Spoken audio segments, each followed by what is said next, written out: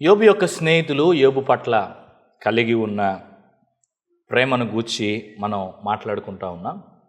యోబు స్నేహితులు యోబుకి సంభవించిన ఆ ఆపదలన్నిటి గురించి విన్నారని, దాన్ని బట్టి వారు చాలా దుఃఖపడ్డారని, దుఃఖపడి యోబును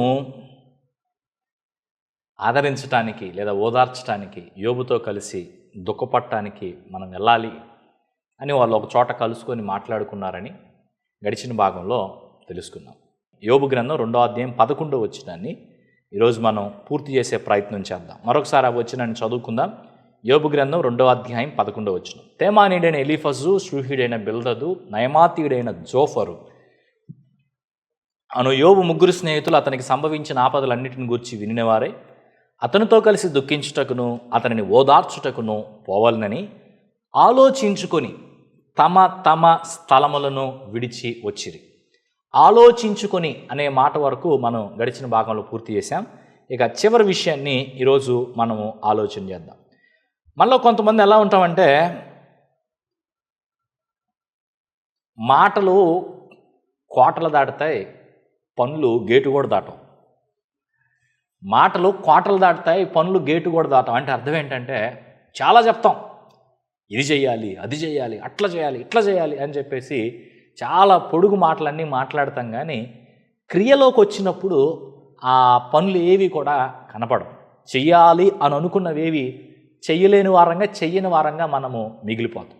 ఇక్కడ మనం ఆలోచన చేస్తే యోబు స్నేహితులు యోబు యొక్క కష్టాలను గురించి వినిన వారై ఏం చేశారు? యోబు యొక్క స్నేహితులు యోబు యొక్క కష్టాలను గురించి వినిన వారై దుఃఖపడ్డారు,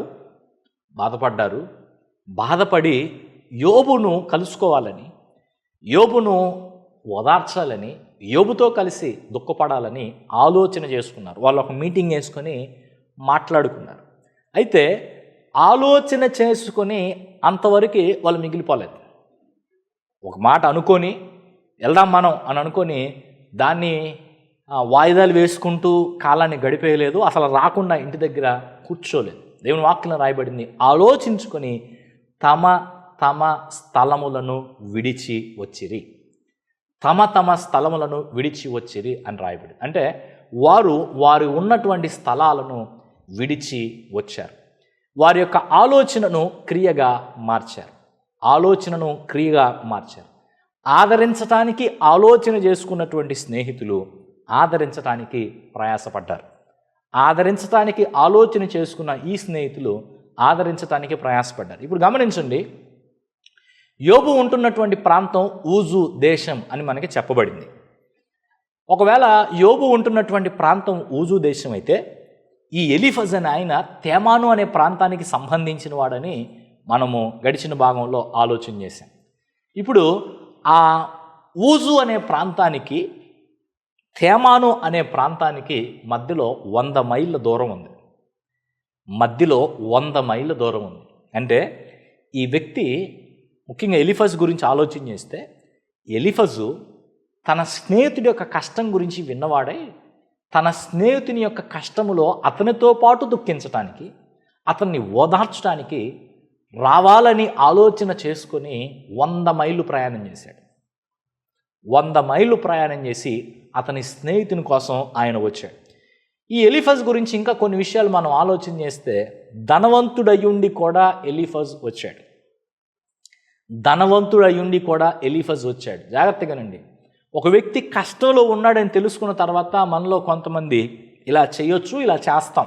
అదేంటంటే, ఆ వ్యక్తి కష్టంలో ఉన్నాడంటే కదా, ఆ వ్యక్తికి ఈ సమయంలో ఆదరణ ఇవ్వటానికి కొన్ని డబ్బులు పంపిద్దాం. ఈయన దగ్గర బాగా డబ్బులు ఉన్నాయి, ధనవంతుడు కాబట్టి కొన్ని డబ్బులు పంపి, బహుమానాలు పంపి ఆయన ఇంటి దగ్గరే ఉండిపోవచ్చు. కానీ ఈయన బహుమానాలు పంపి ఊరుకోలేదు, బహుమానాలు పంపి తాను రాకుండా మానుకోలేదు. ఇక రెండవది ఆలోచన చేస్తే, వయసులో ఈయన చాలా పెద్దవాడు, వృద్ధుడు అని కూడా అనొచ్చు. ధనవంతుడయ్యుండి తన స్థలాన్ని విడిచిపెట్టి వచ్చాడు ఎలీఫజు. 2, వయసులో పెద్దవాడు అయ్యుండి కూడా ఎలీఫజు వచ్చాడు. నేను ఎక్కడ వస్తానండి, నేను చాలా పెద్దవాడిని అన్నప్పుడు ఇక్కడ చాలా విషయాలు చెప్పవచ్చు. వయసులో పెద్దవాడిని, రెండవది వారికి ఉన్న పరపతిని బట్టి, స్థాయిని బట్టి నేను చాలా పెద్దవాడిని అని మనం భావించవచ్చు. సో వయసులో నేను చాలా పెద్దవాడిని, నేను ఎక్కడ వస్తానండి అని ఎలీఫజు అనుకోలేదు. కానీ వయసులో పెద్దవాడు అయ్యుండి కూడా ఆయన వచ్చాడు. అంటే ఈయన రాకుండా ఈయన తరపున ఎవరినైనా ఈయన పంపొచ్చు. నా అసిస్టెంట్ వస్తున్నాడు, నా దగ్గర పనిచేసే పలానా వ్యక్తి వస్తున్నాడు, ఆ వ్యక్తితో ఈ బహుమానం పంపిస్తున్నాను అని ఒక చిన్న లెటర్ రాసి, యోబు నీకు వచ్చిన కష్టాలు చూసి నాకు చాలా బాధ వేస్తుంది, ఇది అది అని చెప్పేసి ఈ వ్యక్తి చెప్పొచ్చు. కానీ ఆ విధంగా అతను చేయలేదు. తానే వచ్చాడు. వయసులో పెద్దవాడైనప్పటికీ వచ్చాడు. తన తరపున ఎవరినైనా పంపే ప్రయత్నం మాని తానే ముందుకొచ్చాడు. మూడవదిగా నిజమైన జ్ఞానవంతుడు వలె ఈ ఎలీఫజు వచ్చాడు. నిజమైన జ్ఞానవంతుడు వలె ఎలీఫజు వచ్చాడు. చూడండి ఎందుకు ఈ మాట నేను ఇక్కడ వాడానంటే, ప్రసంగి గ్రంథం 7వ అధ్యాయం 4వ వచనంలో ఇలా చెప్పబడింది, జ్ఞానుల మనస్సు ప్రలాపించు వారి ఇంటి మీద నుండును, అయితే బుద్ధిహీనుల తలంపు సంతోషించు వారి మధ్య నుండును. వింటున్నారా? జ్ఞానుల మనస్సు ఎక్కడుంటుంది, నెక్స్ట్ బుద్ధిహీనుల మనస్సు ఎక్కడుంటుంది. జ్ఞానుల మనస్సు అంట ప్రలాపించే వారి ఇంటి మీద ఉంటుందంట. ఎవరైతే ఏడుస్తున్నారో, ఎవరైతే దుఃఖపడుతున్నారో వాళ్ళ మీద జ్ఞానుల యొక్క మనస్సు ఉంటుంది. వాళ్ళని ఎలా ఓదార్చాలి, వారిని ఏ విధంగా బలపరచాలి అనే ఆలోచనలు ఈ జ్ఞానులు కలిగిన వారుగా ఉంటారు. మరి బుద్ధిహీనులు, నేను ఎలా సంతోషించాలి? బుద్ధిహీనుల తలంపు ఎక్కడ ఉంటుందంటే సంతోషించే వారి మధ్య ఉండిద్ది, ఏడ్చే వాళ్ళ మధ్య ఉండదంట. ఏడ్చే వాళ్ళ మధ్య ఎందుకు మన ఆలోచన ఉండాలి అని అంటే, ఈరోజు మనం సంతోషంగా ఉండొచ్చామో, కానీ రేపు మనకి ఆ దుఃఖం ఏర్పడవచ్చు, రేపు మనకు ఆ కష్టం ఏర్పడవచ్చు. రేపు మనకు ఆ కష్టం ఏర్పడిన రోజున మనకు సహాయం చేసేవారు ఎవరూ లేకపోతే మనం ఎంతగా బాధపడతామో, ఈరోజు ఒక వ్యక్తి దుఃఖిస్తుండగా ఆ వ్యక్తికి మనం సహాయంగా నిలబడకపోతే ఆ వ్యక్తి కూడా అంతే ఎక్కువగా బాధపడేవాడుగా ఉంటాడు. సో నిజమైన జ్ఞానవంతుడు ఏం చేస్తాడు, తన జీవితంలో ప్రలాపించే వారి మీద దృష్టి పెడతాడు. ఇప్పుడు ఈ ఎలీఫజు కూడా తను జ్ఞానవంతుడు. తన మాటలు చూస్తే, తను మాట్లాడిన విషయాలను ఆలోచన చేస్తే జ్ఞానవంతుడైన సంగతి అర్థమవుతుంది. కానీ జ్ఞానవంతుడైనటువంటి ఆయన నిజమైన జ్ఞానవంతుడిగా తను నిరూపించుకున్నాడు. ఎలా అంటే, కష్టాల్లో యోబు ఉన్నప్పుడు యోబును దర్శించడానికి వయసును పక్కన పెట్టి, ధనాన్ని పక్కన పెట్టి, తనకు తానుగా తాను ముందుకొచ్చే ప్రయత్నం చేయడం ద్వారా నిజమైన జ్ఞానవంతుడిని నిరూపించుకున్నాడు. నెంబర్ 4, 4వదిగా ఈయన ధనవంతుడు అయ్యిండి వచ్చాడు, వయసులో పెద్దవాడు అయ్యిండి వచ్చాడు, నిజమైన జ్ఞానవంతుడు వలె వచ్చాడు. అయితే ఈయన ఒక్కడే రావటం కాదు, ఈయన వస్తా వస్తా తన 2 స్నేహితులను వెంటబెట్టుకొని వచ్చాడు.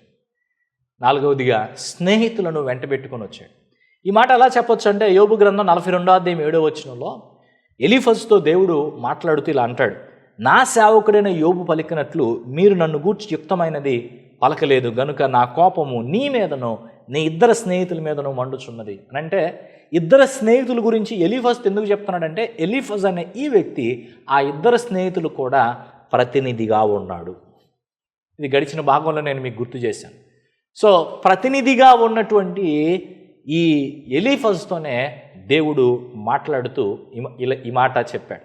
సో ఎలీఫజే 2 స్నేహితులను తీసుకొచ్చాడు అంటానికి ఇదొక ఆధారం. సో ఎలీఫజు మిగతా 2 స్నేహితులతో మాట్లాడే, మన ఫ్రెండ్ యోబుకి ఇలా జరిగిందంట, ఆయన ఈ విధమైన పరిస్థితుల్లో ఉన్నాడంట, మనం వెళ్ళాలి, ఆ యోబును దర్శించాలి, రండి మీరు కూడా రండి అని 2 స్నేహితులను వెంటబెట్టుకొని పలకరించి ఆ సమావేశానికి ఏర్పాటు చేసి ఆ 2 స్నేహితులను తనతో పాటు ఆయన తీసుకొని వచ్చాడు. అంతేకాకుండా వీళ్ళు వచ్చిన విధానం మనం గమనిస్తే, వీళ్ళు చూసిపోవటానికి రాలేదు, తేడా ఉంది. చూసిపోవడానికి రావడం, 5-10 నిమిషాలు గడపటం, లేదా ఒక పూట గడపటం, సరే యోబు దేవుడు నిన్ను దీవిస్తాడు, నీకు సహాయం చేస్తాడు అని చెప్పేసి యోబుతోటి 4 మాటలు మాట్లాడి వెళ్ళిపోవటం, అలాగా. మనం తర్వాత వచ్చిన వాళ్ళు గమనిస్తే వీళ్ళు చూసిపోవటానికి రాలేదు, సమస్య తేలే వరకు ఉండాలని వచ్చారు. చూసిపోవటానికి రాలేదు, సమస్య తేలే వరకు ఉండాలని వచ్చారు. అంటే ఎన్ని రోజులు పట్టిద్దో ఈ సమస్య, అన్ని రోజుల పాటు మేము కూర్చుంటాం, ఎదురు చూస్తాం. తర్వాత వచ్చిన వాళ్ళు మనకు అర్థమవుతుంది, వాళ్ళు రావటమే 7 రోజులు మౌనంగా కూర్చున్నారు. ఇక ఎన్నో మాటలు మాట్లాడారు. ఈ మాటలన్నీ ఒకరోజు మాట్లాడినవి కాదు, అప్పుడు కొన్ని మాట్లాడే అవకాశం ఉంటుంది. సో కొంత సమయం, కొన్ని నెలలో లేదా ఎంత సమయం గడిపారో కొంత సమయం యోబుతోటి వాళ్ళు గడిపి ఉంటారు. సో సమస్య తేలే వరకు, మరలా యోబుకు పునరుద్ధరణ స్థితి కలిగే వరకు కూడా వీళ్ళు యోబు విషయంలో ఆయనతో పాటు ఉండటానికి వారు వచ్చిన వారుగా ఉన్నారు. కాబట్టి ఈ దినాన మనం దేవుని మాటలు వింటుండగా ఆదరించే ఆలోచనతో సరిపెట్టుకుంటున్నామా, లేదా ఆదరించటానికి ప్రయాసపడుతున్నామా? ఇప్పుడు ఎలీఫజు పడిన ప్రయాస నేను మీకు గుర్తు చేశాను. ఒక ఎలీఫజే కాదు, ఎలీఫజు ఈ విధంగా తాను ప్రయాసపడుతూ ఈ యొక్క ప్రయాసలో తన ఇద్దరు స్నేహితులు భాగమయ్యేటట్టుగా చేశాడు. వాళ్ళు కూడా ధనవంతులే. వాళ్ళు ఎలీఫజు అంత పెద్దవాళ్ళు కాకపోయినా వాళ్ళు కూడా వయసులో పెద్దవాళ్ళే. వాళ్ళు కూడా జ్ఞానవంతుల వలె ముందుకొచ్చారు. వారు ఎలీఫజు మాటలు విని, నేను రానులే, మీరు వెళ్ళరండి ఈసారికి అని తప్పించుకోకుండా ఎలీఫజు మాటలకి స్పందించి వాళ్ళు కూడా వచ్చారు.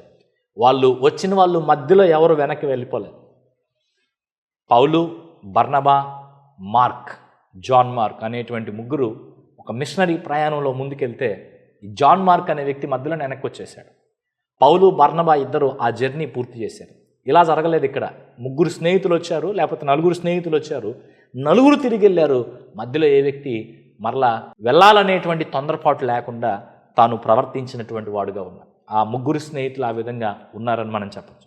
కాబట్టి మనం మన స్నేహితులను ఆదరించడానికి ఏ విధమైన ప్రయాసపడుతున్నాం? మాటలతో సరిపెట్టుకుంటున్నామా? బహుమానాలతో సరిపెట్టుకుంటున్నామా? ఎవరినైనా పంపి సరిపెట్టుకుంటున్నామా?